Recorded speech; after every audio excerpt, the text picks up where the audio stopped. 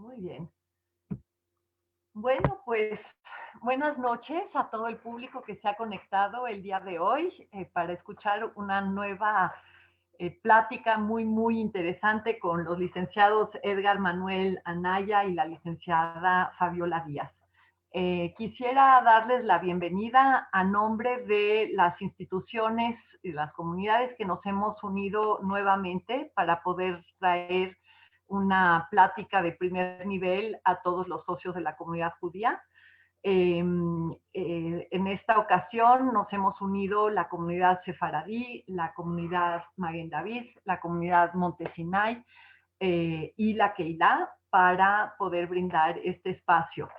Quienes se hayan podido conectar hace unas cuantas semanas, tuvimos aquí a estos maravillosos abogados que nos estuvieron hablando sobre los impuestos a las herencias y en esta ocasión nos van a presentar otro tema también de muchísima actualidad que ha estado dando vueltas en los medios y que necesitamos, sobre todo las instituciones que trabajamos con donativos y con ayudas sociales, altruistas, sin fines de lucro, entender lo que esto va a implicar para nuestras instituciones.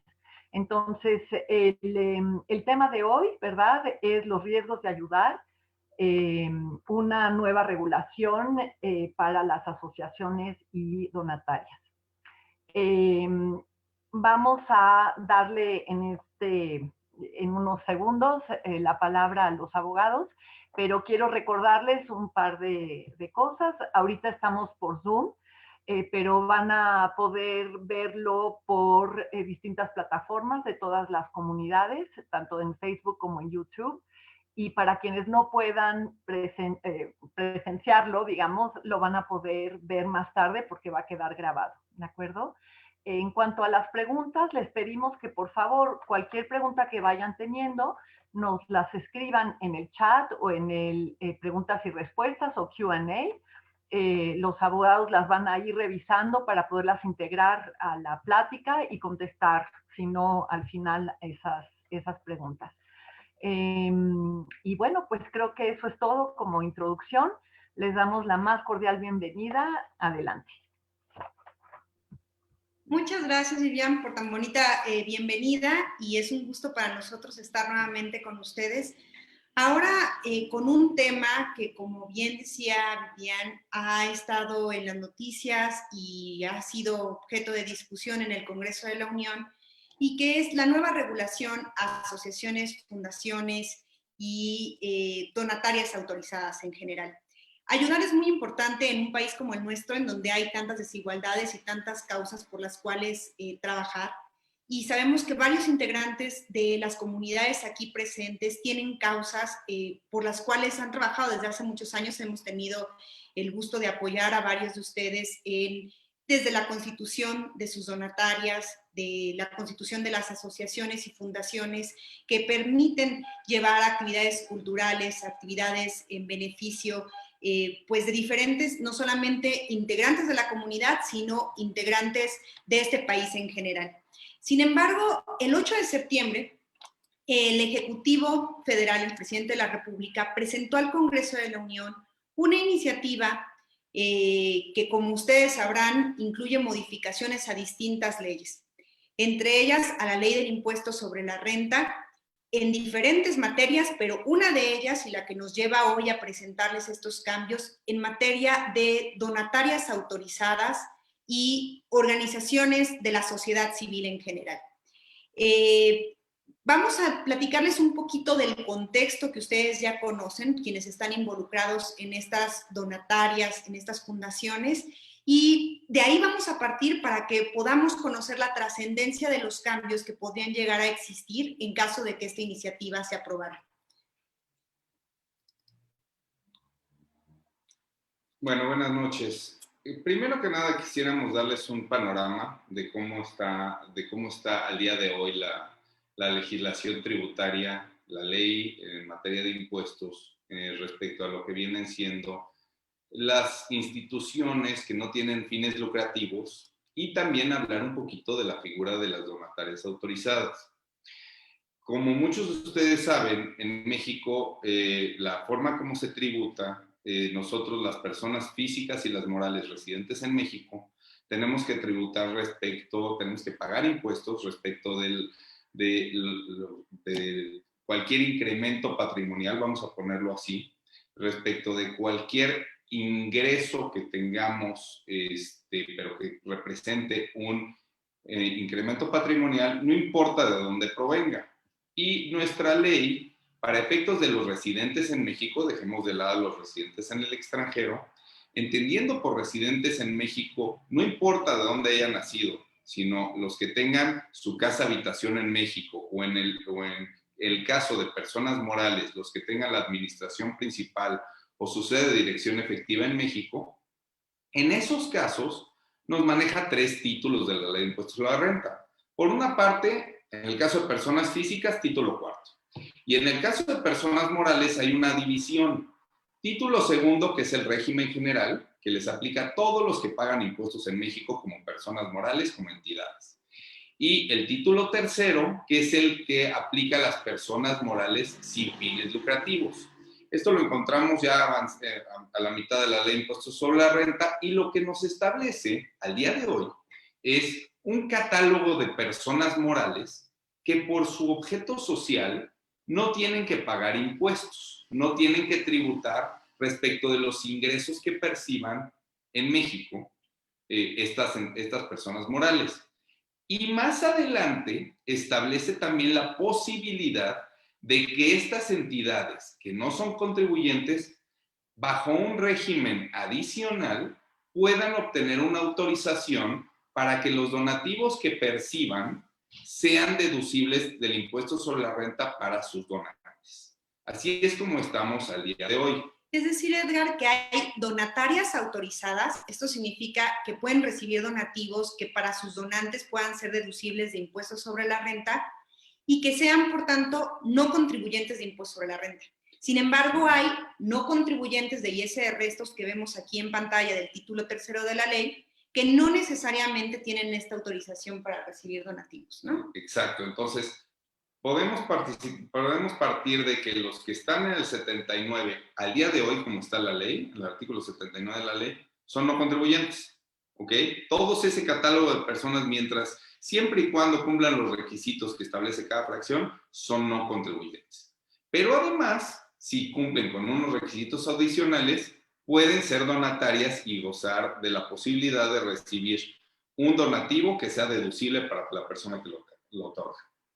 Entonces, ya entendiendo esta diferencia entre aquellas entidades que no son contribuyentes, es decir, no tienen obligación de pagar impuestos sobre la renta, y aquellas que además tienen una autorización para recibir donativos, encontramos que hoy, bajo nuestra legislación actual, existen sociedades que pueden estar dedicadas a la investigación científica o tecnológica, que pueden otorgar becas. Hay muchas fundaciones que otorgan becas para estudiantes a nivel, desde primaria hasta nivel medio superior o superior. Y asociaciones o fundaciones dedicadas a la investigación de la preservación de flora o fauna o en la reproducción de especies en protección y peligro de extinción y conservación de su hábitat. Estos tipos de sociedades que ahorita mencionaba son entidades que, si tienen este tipo de actividades, son consideradas no contribuyentes del impuesto sobre la renta. Sí. Independientemente de que tengan o no autorización para recibir donativos que sean deducibles de impuesto sobre la renta. Pero aquí vemos el primer objeto de la iniciativa de reforma, que al parecer va siendo aprobada sin mayor modificación y mayor restricción por parte del Congreso. Y es que a partir de 2021, del 1 de enero de 2021, si es que así se aprueba la iniciativa, estas fundaciones o estas asociaciones dedicadas a estas actividades forzosamente van a tener que contar con la autorización para recibir donativos a efectos de considerarse aún como no contribuyentes. Correcto. ¿Qué pasa si se aprueba la iniciativa y unas de estas asociaciones no tienen la autorización como donataria? Bueno, pues en ese caso ahí va a venir un transitorio que se les va a dar un plazo para que obtengan esta autorización para ser donatarias autorizadas. Y lo que dice Fabiola es muy cierto. Hoy en día, si tú tienes una empresa, una asociación que se dedica a actividades científicas o tecnológicas, el requisito que establecía es que estuviera registrada en el CONACYT, en el RENIECYT. Ahora ya va a cambiar eso para que además tengas que tener una autorización muy específica a tu objeto social, que ahorita vamos a entrar en ese detalle, para contar con la autorización de ser donataria autorizada. Y por favor, cuando me refiero a donataria autorizada, me refiero a entidades que los donativos que reciban son deducibles para las personas que los otorgan. Ok, y ahora si no tienen esa autorización, perderían la posibilidad de no ser no contribuyentes. Entonces, ya no caerían en el título tercero, ya serían contribuyentes al 100% respecto de todos sus ingresos, no importando de dónde provengan, y tributarían como cualquier empresa de las que ustedes saben y conocen en el título segundo. Régimen general a la tasa del 30%, ingresos, deducciones y con todas las obligaciones que te marca el 76 y demás artículos que tienen las personas morales que pagan impuestos en México. Ok, entonces este es el primer punto muy importante de tener presente para el próximo año. Pero hay cosas que, independientemente de la iniciativa de reforma, es importante que tengamos muy presentes, porque cada vez vemos a autoridades fiscales con mayores medios de control para cerciorarse de que efectivamente las obligaciones fiscales se cumplan adecuadamente. Y entre las obligaciones que hoy se encuentran vigentes, existen obligaciones que ya son aplicables para los representantes legales, los socios o asociados que participan en este tipo de organizaciones de la sociedad civil. Entre ellas vemos algunas en pantalla, como solicitar inscripción en el RFC, proporcionar información respectiva al domicilio fiscal, a la situación fiscal, señalar algunos medios de contacto, seguramente pues ya estarán informados del buzón tributario, del correo electrónico que te pide ahora el SAT. Manifestar un domicilio fiscal en donde efectivamente sean localizables, y esto también es muy importante porque, bueno, las medidas que podría implementar la autoridad fiscal como consecuencia de no tener un domicilio localizable pueden ser bastante graves, ¿no? Y también solicitar la firma electrónica. Esto en años recientes, sobre todo muy recientemente, ha habido cambios donde antes era obligación de la persona moral. Después se adicionaron que era obligación de los socios o asociados. Pero ya incluso estamos llegando al nivel de los representantes legales. Entonces, ya es una cuestión que tenemos que ver mucho más de cerca. Pues ahora se tienen que registrar a estos representantes legales ante la autoridad fiscal, ver que estos representantes legales, lo mismo que los socios accionistas, sean mexicanos, sean residentes en México, sean residentes en el extranjero, tengan cumplimiento de sus obligaciones para efectos del cumplimiento de responsabilidad solidaria y del cumplimiento de sus obligaciones que los vinculan con las personas morales a las que representan, son dueños o son asociados. Y aquí cada vez hay más trámites también en donde les piden la opinión de cumplimiento de obligaciones fiscales, incluso de los representantes legales en sentido positivo. Entonces, valdría la pena que si tienen sobre todo organizaciones que tienen muchos años, hagan un due diligence de cuáles son las personas que tienen poderes otorgados, cuáles son las facultades que estos tienen, y si ya no los conocen o ya no se acuerdan quiénes son, pues mejor limpiar, porque podría tener consecuencias negativas el seguir manteniendo a personas con las que ya no se tiene contacto o con las que no se puede verificar que estén al día en el cumplimiento de sus obligaciones. Y esto es aplicable para las asociaciones del título tercero como para las del título segundo, cualquier persona moral. Correcto. Ahora en pantalla vemos algunas de las otras obligaciones generales que ya no a nivel socios o asociados o representantes legales, sino a nivel de la organización, de la asociación o de la fundación resultan importantes. Es muy importante que sus sistemas contables estén al día y que cumplan con todas las reglas para que se consideren válidos en el sistema mexicano. Expedir y recabar comprobantes fiscales, esto vamos a ver que a partir de 2021 es foco de atención también para las autoridades en caso de que se apruebe la iniciativa. Presentar declaraciones informativas, y esto es muy importante no solamente a nivel de las autoridades fiscales, sino también en materia de lavado de dinero. Este tipo de asociaciones, como de las que estamos hablando, son muy importantes para nuestro país y las actividades que realizan son esenciales para poder lograr este mayor equilibrio y mayor desarrollo de ciertas causas que son importantes. Pero también no podemos cerrar los ojos de que muchas de estas organizaciones han sido utilizadas con fines no lícitos y también han sido utilizadas para, desde lavar dinero, desde ocultar ingresos para que no sean grabados para efectos de impuesto sobre la renta. Entonces, de varios años para atrás, hemos estado ante un sistema mucho más estricto por parte de las autoridades fiscales y vemos que se hace aún más estricto con esta iniciativa de reforma para 2021. La razón de ser de que exista un título en la ley del impuesto sobre la renta que permita que haya asociaciones o sociedades civiles que no paguen impuestos y que incluso les permite otorgar recibos deducibles a los donantes, pues tiene una razón lógica, histórica y cultural en México, porque pues, el gobierno mexicano, por mucho que nosotros queramos, a veces tiene faltantes de que no puede atender todas las necesidades de la sociedad. Llámese a nivel de escuela, llámese a nivel de vestido, llámese a nivel de investigación, llámese a nivel de desarrollo científico. Entonces, estas cuestiones las tiene que impulsar el legislador. Entonces, permite que esto lo tomen ciertas entidades de la sociedad civil y les da beneficios fiscales. Así se ha mantenido durante muchos años.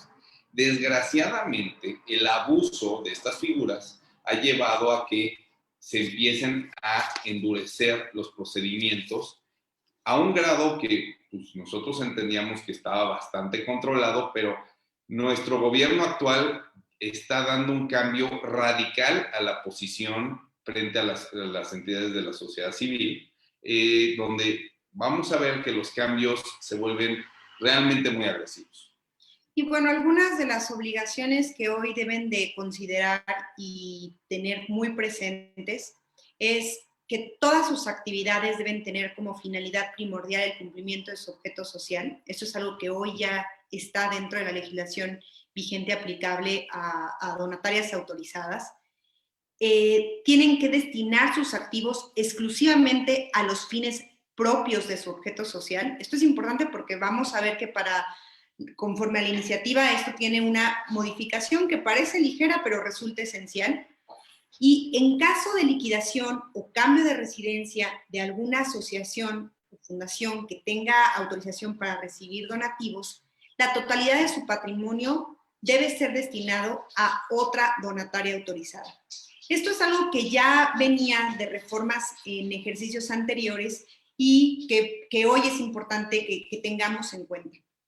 En caso de que se revoque o se concluya la vigencia de una donataria, se debe acreditar que los donativos que se hubieran recibido son también destinados a otra donataria autorizada. Todo esto es algo que ya está hoy en nuestra legislación. Y aquí subrayemos con negrito y 2 rayitas, los donativos son los que se van a destinar, ¿ok? Y cuando tenemos donativos que sean en efectivo y que se rebasen ciertas cantidades, tenemos que presentar declaraciones informativas, declaraciones en materia de lavado de dinero como las que platicábamos, e informar también de operaciones con partes relacionadas, por ejemplo. Entonces, estos son algunos de los candados que las autoridades fiscales fueron poniendo en ejercicios anteriores como consecuencia de la detección que vieron de algunas actividades que no eran propias de la naturaleza de estas donatarias. Ahora, vamos a entrar en materia ya con la iniciativa de reforma de 2021.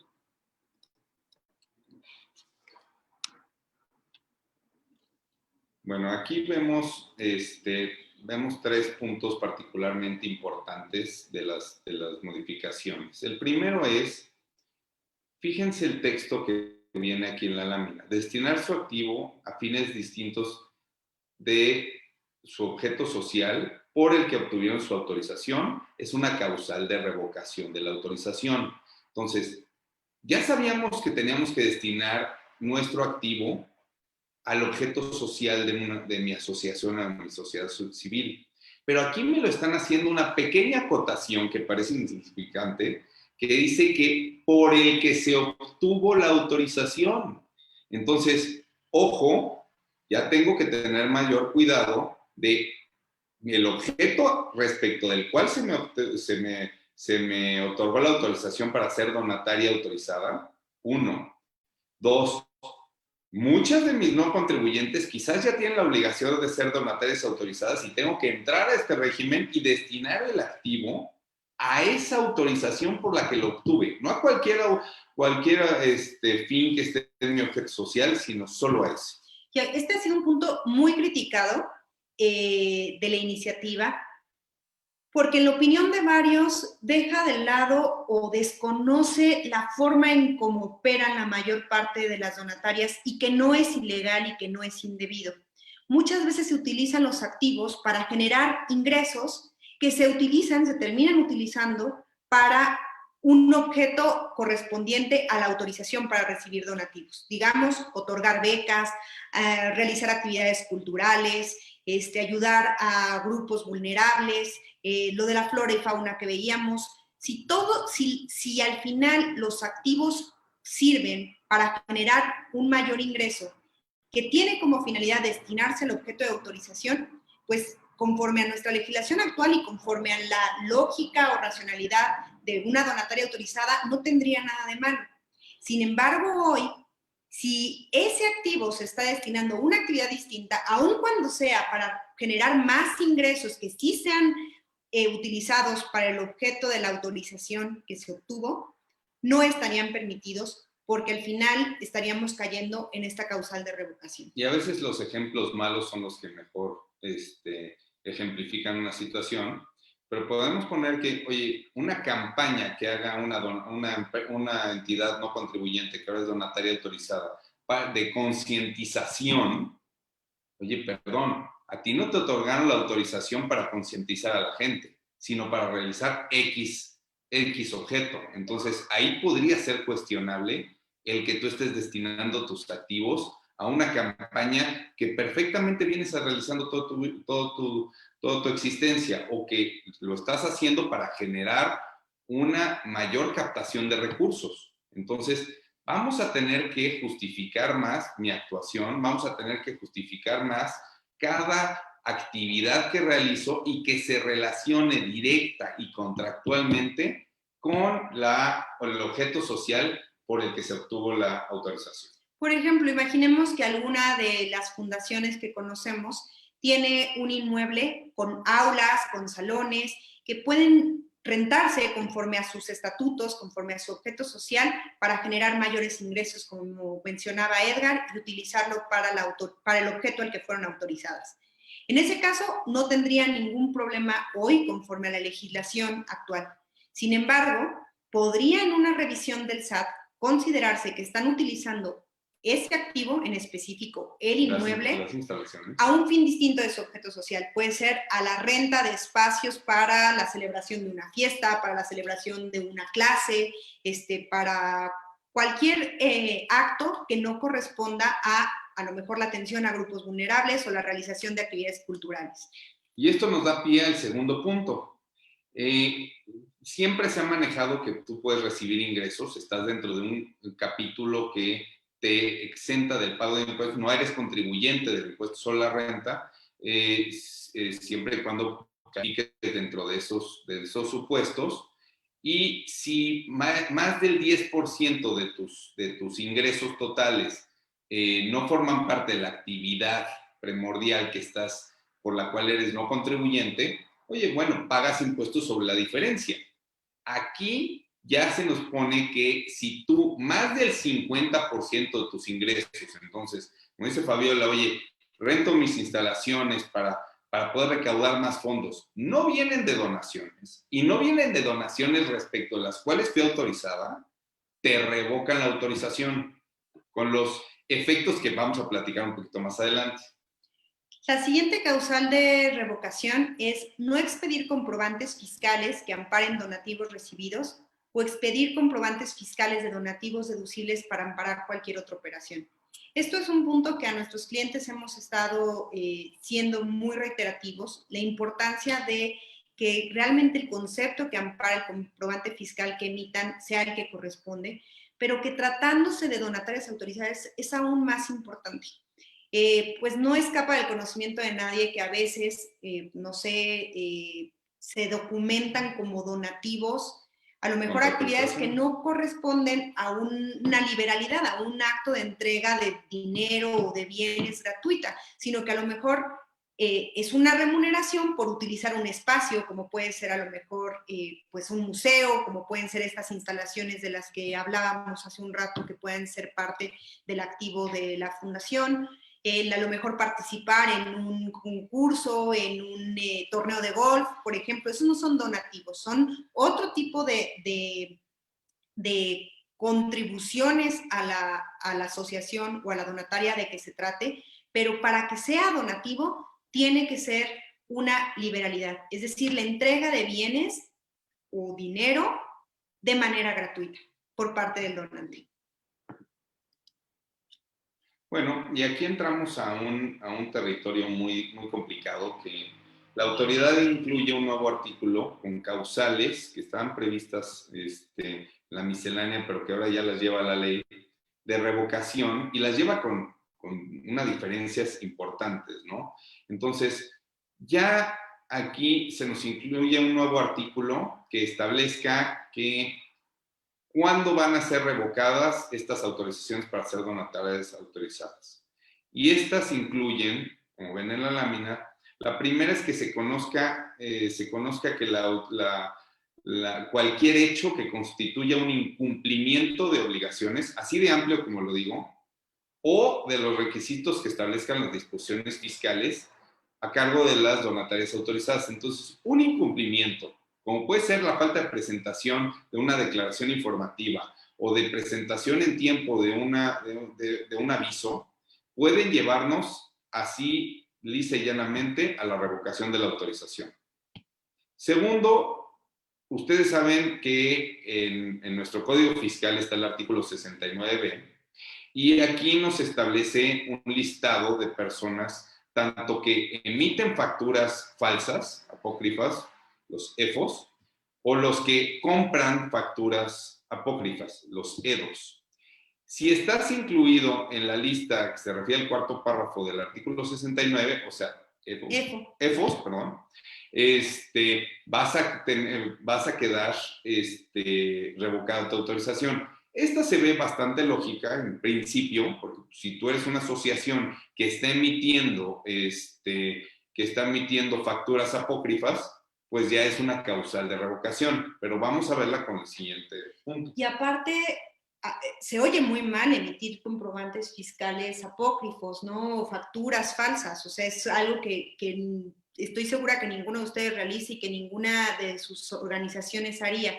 Sin embargo, hace rato hablábamos de lo difícil que es confundir los conceptos que se amparan en los comprobantes fiscales digitales, ¿no? A veces creemos que era un donativo, sobre todo hablando de donatarias, cuando a lo mejor era una remuneración por algún servicio, por la utilización de algunas instalaciones. En ese caso... Una membresía, una contribución, un pago, una contraprestación por el uso de algunas instalaciones, etc. Si decimos que es donativo, tiene que ser donativo. Si decimos que tiene cualquier naturaleza o concepto de los que acaba de mencionar Edgar, tienen que serlo en realidad. Si no, podríamos también caer en un supuesto del artículo 69 del Código Fiscal de la Federación, esto de las facturas apócrifas que mencionábamos hace un momento. Ahora, también aquí es muy importante decir que ¿qué pasa si nos revocan la autorización? Y aquí es un punto muy importante. El patrimonio de la asociación, de la entidad, se debe de destinar a otra entidad autorizada para recibir donativos. Cuando platicamos al principio de la plática, decíamos, oye, los donativos, los ingresos por donativos, los donativos que yo haya percibido, pues son los que voy a destinar porque son los que se me dieron para destinarlos a una actividad específica. Aquí se cambia el concepto y se va al patrimonio de las entidades, a todo el patrimonio, a todo lo que tienen, no solo lo que hayan recibido como donativos, sino a la totalidad del patrimonio. Y esto es lo que se tiene que destinar a otras donatarias autorizadas en caso de que se les revoque la autorización de ser donatarias autorizadas. Y aquí, ojo, porque seguramente ustedes tendrán en mente que esto ya se parece a algo que ya estaba en nuestra legislación por haber sido objeto de la reforma, me parece que en 2013, para entrar en vigor en 2014. Pero no es lo mismo. Antes, en el caso de liquidación o en el caso de cambio de residencia fiscal por parte de una donataria, entonces tenían que destinar la totalidad de sus donativos a otra donataria autorizada. Pero ahora no importa si no te liquidas, no importa si cambias de residencia.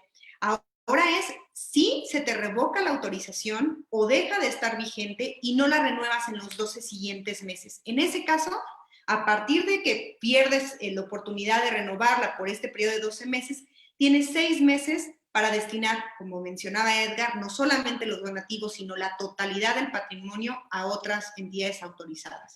Pongamos en el absurdo de que tienes una asociación que funciona y que nunca ha recibido un donativo, porque tuvo algún buen objeto en su momento y generó los suficientes recursos para ser autosustentable.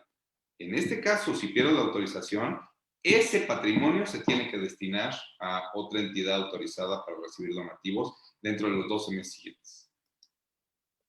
Ahora, otra cuestión que es muy importante, yo creo que aquí es donde vamos a tocar fondo con esta reforma, es que se prevé como causal de revocación de la autorización para recibir donativos deducibles para los donantes, el que los, ojo, representantes legales, socios o asociados o cualquier integrante del Consejo Directivo de Administración de la organización civil le haya sido revocada su autorización por ubicarse en los supuestos del 69, por ser una entidad que, como ya mencionamos, emite facturas apócrifas, o aquí yo creo que si están tan amplio puede ser que compren facturas apócrifas, y formen parte de la donataria autorizada durante la vigencia.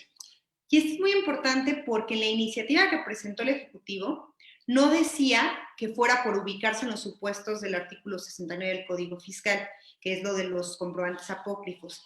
Bastaba con que hubiera una revocación de autorización de una entidad en los últimos 5 años en las cuales participara un mismo integrante de consejo directivo de administración, un mismo socio, un mismo asociado, un mismo representante legal que pueda ser abogado o contador, para que revocaran la autorización de cualquier otra donataria en la cual participara. Y esta la verdad es que era bastante grave. Vemos que ya en el proceso legislativo, la Cámara de Diputados añadió esta modificación que vemos en pantalla, de que solamente si se trata de una causal de revocación de la autorización, por ubicarse en el supuesto de emitir facturas apócrifas, y solamente así afectaría a otras donatarias autorizadas. Pero vamos a esperar cuál es la versión que finalmente se aprueba como parte de la reforma. Volvamos a los ejemplos malos. Imagínense que tenemos una asociación que tiene muchos años operando, muchos, y que se han emitido poderes a los abogados, a los contadores, a una persona para que tuviera posibilidad de firmar contratos si se daba la oportunidad, y no llevamos control. Y esa persona también pertenece a otra asociación que tuvo problemas por el tema del 69B del Código Fiscal y le revocan su autorización. Y yo ni sé que existe ese poder otorgado a esa persona. Bueno, pues la situación va a ser que me puedan revocar mi autorización simple y llanamente por el hecho de que ese representante legal ni siquiera era mi asociado, ni siquiera era mi miembro del consejo, ni era mi administrador. Ese representante legal lo era de otra asociación que tuvo un problema por el 69. Y eso me lleva a que es causal de revocación de mi autorización y por tanto que mi patrimonio completo se tenga que dividir entre otras asociaciones autorizadas para ser donatarias autorizadas y se acabó mi existencia. Y bueno, pues ahí volvemos al título de nuestra conferencia, ¿no? Los riesgos de ayudar. Vamos a hablar primero de los riesgos para las donatarias, para las fundaciones o asociaciones. Bueno, pues si ya se comprometieron a ser donatarias autorizadas, es muy importante que cumplamos con todas las obligaciones que acabamos de mencionar, que vigilemos que nuestros asociados, que nuestros representantes legales, que los miembros del consejo directivo sean personas que se encuentren al corriente en sus obligaciones fiscales y que además tengan muy detectada su participación en otras donatarias autorizadas. La verdad es que a las personas que nos gusta involucrarnos en organizaciones de la sociedad civil, sabemos que a veces estamos en más de una. Entonces es importante que sí, se vale, pero que tengamos mucho control sobre esto para evitar riesgos. Y pues ahora más que nunca también cuidar los comprobantes fiscales digitales, que se emitan con todos los requisitos que marca la legislación fiscal, que atienda verdaderamente a los conceptos que corresponden a las operaciones que amparan y que se tenga mucho cuidado en cuanto a esto. Por el lado, gracias. Sí. Por el lado de los donantes, también tenemos riesgos. Hay muchas personas físicas, muchas empresas que otorgan donativos a asociaciones en las cuales confían y también respecto a las cuales se identifican. Y considerando que tengan un comprobante fiscal que ampare estos donativos, hacen deducibles esos donativos, disminuyendo el impuesto sobre la renta que terminan pagando al final del ejercicio. Ahora vamos a tener que tener mucho cuidado de verificar que aquellas entidades, aquellas organizaciones a las que donemos, efectivamente estén vigentes como donatarias autorizadas. Existe un anexo de la resolución miscelánea fiscal, el anexo 14A, en donde hay un listado de donatarias de acuerdo al objeto, de acuerdo al rubro que realizan, y será muy importante que consideren verificar la vigencia de sus autorizaciones antes de emitir cualquier donativo. De lo contrario, pues no solamente se desconoce la deducción, sino si a lo mejor aplicaron la deducción y no correspondía, pues hay que corregir y muchas veces pagar recargos, y si la autoridad lo detecta, además de esos recargos, multas y actualizaciones por haber considerado una deducción que no correspondía. Bueno, esto, y vamos a la primera pregunta que tenemos aquí en el chat, y eso nos permite ampliar un poquito el tema. Lo que estamos diciendo y lo que vamos a contestarle a ti, Beto, de esta pregunta de los representantes legales es aplicable tanto para las empresas que tributan título segundo como cuando a las entidades de la sociedad civil del título tercero. Dice él, todas las personas a quienes se les otorga poder para actos de administración son considerados como representantes legales o son apoderados legales. ¿Cuál sería la diferencia? Mira, tú tienes poderes orgánicos, que son los que otorgas en estatutos, o puedes otorgarlos en términos del 2554 y siguientes del Código Civil Federal para efectos de ser mandatarios, que pueden tener diferentes características. Ser un poder para actos de administración, para pleitos y cobranzas, para actos de dominio, para títulos y operaciones de crédito, etc. Aquí no distingue. Aquí te está hablando literalmente de representantes que tienen la representación de la sociedad. Me parece muy lógica tu pregunta porque estás diciendo, oye, cuando son representantes que hacen actos de administración, pues tienen un poquito la cachucha de ser personas que están actuando frente a terceros como si fueran el administrador respecto de un negocio particular o no. Pero aquí estamos hablando en sentido general. También podríamos pensar que en términos del artículo 27 del Código Fiscal de la Federación, solo se inscriben a los representantes legales que son responsables ante las autoridades fiscales. Pero no es así. Lo que establece tanto el Código Fiscal como la lectura de estos artículos nuevos que se están proponiendo, nos habla en general de representantes legales y no acota a los que tienen poderes para actos de administración, como puede ser un mandatario, a los que son orgánicos o a los que son exprofeso para una actividad. Aquí se habla genérico, entonces, cualquier persona que se ostente con facultades otorgadas por esa entidad para su legal representación, se considera un representante legal. Sea miembro del consejo, sea porque lo tiene por por sus actividades dentro de la sociedad y orgánicamente se le haya otorgado, o porque exprofeso se le dio un poder. Sea que ese poder sea amplísimo para actos de administración, dominio, lo que sea, o porque está limitado a representación ante el SAT, sus contadores. Aquí no se habla de ningún tipo de limitación, sino que se habla en general de representantes legales. Y vuelvo a lo mismo con lo que inicié. Esta cuestión no solo es importante para las donatarias autorizadas, efectivamente, es un tema que tenemos hoy en esta plática que estamos comentando con ustedes, porque es una causal de revocación que a un representante de una sociedad que queda excluida del padrón de donatarias autorizadas por hacer actividades del 69, que esa persona, ese representante nos pueda acarrear la propia cancelación de nuestra autorización. Pero también en las sociedades que tributan normal, tengo que yo tener un control de mis representantes, pues ahora más que nunca el SAT mantiene un registro en términos del 27 del Código Fiscal de esos representantes legales. Sí, hay que tener mucho cuidado. Y bueno, pues vemos también otra pregunta. ¿Cómo podríamos proteger a la institución ante esto? No siempre conocemos si los representantes pertenecen a otra persona moral. Primero, tienen que saber quiénes son sus representantes legales. Tienen que hacer una revisión de toda su información corporativa y tener realmente una lista de quiénes son personas que ejercen esos poderes, que sean poderes que efectivamente se necesiten por la sociedad. Y después, cuando tengan esta lista, tratarla de reducir lo más posible sin afectar la administración y la toma de decisiones y de ejercicio de las actividades de la asociación, pero sin asumir riesgos mayores por tener una lista mucho más amplia a la necesaria. Sí, ahí también una cosa que tenemos que ver es,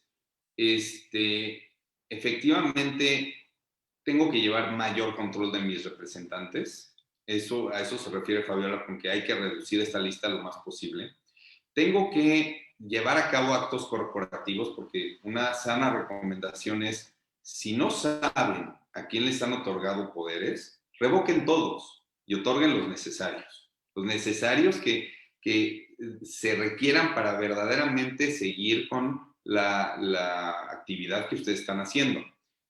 Y a esas personas, háganlas conscientes de estos requisitos, háganlas que manifiesten a qué asociación o sociedad de sociedad civil apoyan, están en su consejo, son representantes, y también vincúlenlos con la obligación de informar si entran en alguna otra asociación, para que ustedes tomen una sana decisión y si a esa persona le revocan sus poderes, para que no estar vinculados o con riesgos de lo que pueda pasar con un tercero. ¿Me explico? Vemos ya más preguntas en el chat y yo estoy un poco ciega, entonces voy a acercarme un poco. ¿Existen límites para recibir donativos en efectivo? ¿Cuáles son? ¿Y se puede dar ayudas en efectivo de esos mismos ingresos en efectivo? No existe un límite para recibir donativos en efectivo, puede ser de la cantidad que sea, pero sí hay restricciones. Uh-huh. Si es superior a 600,000 pesos, se tiene que informar tanto al SAT en una declaración informativa, como también en materia de lavado de dinero, lo que decíamos. Entonces, sí, no, la respuesta es sí se puede dar donativos en efectivo hasta la cantidad que sea, es ilimitado, pero por supuesto, por ser en efectivo y considerando lo que decíamos que puede prestarse para lavar dinero, se tienen ciertas restricciones y declaraciones específicas con las que hay que cumplir. El manejo del efectivo en este país ya está muy controlado. Entonces, una cosa es las cuestiones fiscales, que nuestra ley nos establece muchas obligaciones de, oye, cuando compres una casa habitación, oye, tienes una limitación a dar ingresos en efectivo. Tienes los donativos igual, pero también lavado de dinero, se tiene que reportar ciertas cantidades, se tienen que dar avisos. Entonces, ojo, no existe una limitación como tal para hacer el donativo en efectivo, pero sí, en ciertos casos se rebasa ciertos umbrales, como dice Fabiola, hay que notificar y hay que tomar precauciones porque se tiene que informar a la autoridad. Y aquí corrijo, dije que el informe sobre donativos recibidos en efectivo era cuando se rebasaba la cantidad de 600,000 pesos y es de 100,000 pesos. Es de 100,000 pesos. Bueno, la siguiente pregunta es, cuando recibes un donativo y generas el comprobante fiscal a una persona moral, solo se permite poner el uso por definir y que sí, ya se va a poder devolverlo como donativo. En la aplicación para emitir el comprobante fiscal digital, es cierto, se pone por definir, pero el concepto sí tiene que ser donativo. Entonces ya ahora esperamos también que en la miscelánea fiscal se modifiquen los aplicativos para la emisión de los comprobantes fiscales digitales, pero eso hay que esperar. La iniciativa no prevé al respecto y es algo que también resulta más administrativo. No, ya. Perfecto. Si tienen alguna otra pregunta, por favor, aquí a sus órdenes, échenla. Y también algo que también resulta importante que consideren es los límites para hacer deducibles los donativos. No todo el donativo forzosamente es deducible, entonces tienen que ver que hay porcentajes máximos de deducción que pueden ser, dependiendo de a quién se lo estén donando, del 4 o del 7% como máximo respecto a los ingresos que hubieran tenido en el ejercicio anterior. Entonces, hay mucho que considerar tanto al momento de hacer donativos como al querer constituir una donataria autorizada. Y es muy noble y positivo que la organización de la sociedad civil se organice y participe y abandere causas como las que obedecen a ser donataria autorizada, pero hay que ser muy cuidadosos y saber que ayudar es bueno, es positivo, pero también tiene sus responsabilidades. Sí, y más que nada el objetivo de la plática de hoy es, pues vivimos unos momentos complicados como nación, vienen unos cambios, ustedes están leyendo las noticias, viene el tema del outsourcing que están modificando y que hay que tomar en cuenta y ya platicaremos en otra ocasión de eso. Vienen estos cambios agresivos para las sociedades, las entidades de la sociedad civil. Hay que estar informado porque es una gran labor el ayudar a las personas y a las causas sociales, pero hay que estar bien informado. Entonces, cualquier cuestión que necesiten platicar, estaremos encantados de poderlos ayudar. Si no lo sabemos, en ese momento lo investigamos y con mucho gusto los apoyamos. Pero sí es bien importante que estén bien informados para que no pierdan ese carácter que tienen como personas que ayudan a entidades que son donatarias o que son no contribuyentes, o entidades no contribuyentes o donatarias que están realizando una gran labor por nuestro país. Así es. Bueno, pues de verdad, muchísimas gracias. Creo que el tema de hoy fue bastante más técnico, ¿no?, que el de las herencias. Creo que esto ha sido muy, muy útil para un público como muy específico, pero creo que es una gran labor la que han hecho ustedes el día de hoy para permitirnos entender un poco mejor qué es lo que va a pasar con estas reformas y pues poder garantizar, ¿no?, que no se quite esa facultad, porque bien sabemos que es complicado conseguir, ¿no?, ser donataria. Entonces, muy importante que no vaya a haber un tecnicismo por allí que eche a perder todo el esfuerzo. Bueno, pues yo no sé, ¿quieren dar un teléfono o un email para quienes, si lo quieren anotar en el chat para todos, de tal suerte que si alguien necesita contactarlos para algo más específico, puedan tener acceso? Tanto mi correo como el de Fabiola, el burro por delante, ya me puso a mi Fabiola. No, justo para evitar eso te puse a ti primero para que no digan que el burro por delante yo. Y el despacho también. Sí, sí, muchas gracias. Sabemos que esto es un tema fundamental para todas las instituciones de asistencia, ¿no?, sin fines de lucro. Entonces, les agradecemos muchísimo. Lo del outsourcing también, como dicen ustedes, es un tema muy candente, que nos comentaban que va a afectar a 1 de cada 4 trabajadores, ¿verdad? Entonces, próximamente los estaremos invitando también para que nos puedan platicar de eso y pues algunas otras propuestas.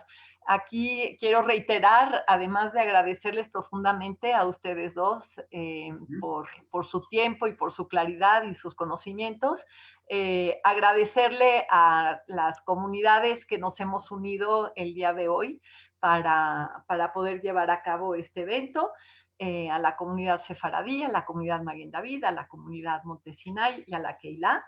Y esperamos poder seguir haciendo muchos más de estos eventos. Así es que, pues, buenas noches a todos. Me están pidiendo que digamos en fuerte para los que están en YouTube el correo y el teléfono. Perdóname, Vivian. Sí, por favor, claro. Más fácil y siendo educado, fabiola.anaya-medioabogados.com y el teléfono es 55 53 35 0707. ¿Sale? Perfecto. Cualquier duda, de todas maneras, se pueden comunicar a cualquiera de estas comunidades que acabo de mencionar y nosotros vamos a tener los datos para también podérselos dar. ¿De acuerdo?